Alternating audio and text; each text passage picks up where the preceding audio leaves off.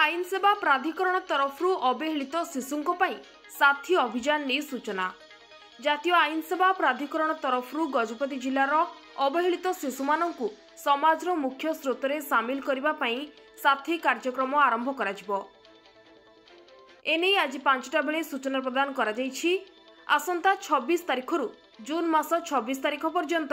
एक मास व्यापी यह कार्यक्रम हेबाकु थिबा बेले एथिरे 18 वर्षरू कम बयसर अवहेलित पिलामानंकु चिन्हट करी सेमानंको आधार संयोगीकरण करने सहित सरकार को विभिन्न योजना रे सेमानंको अंतर्भुक्त करने प्रयास कराजिबो। सेथिपई जिला आईन सेवा प्राधिकरण जिलार समस्त अंगनवाड़ी कर्मी आशा कर्मी एवं विभिन्न स्वेच्छासेवी अनुष्ठान गुड़िकु एही कार्यक्रम रे सामिल करी अवहेलित शिशु को देखिले साथी अंतर्भुक्त करने कहिसंती।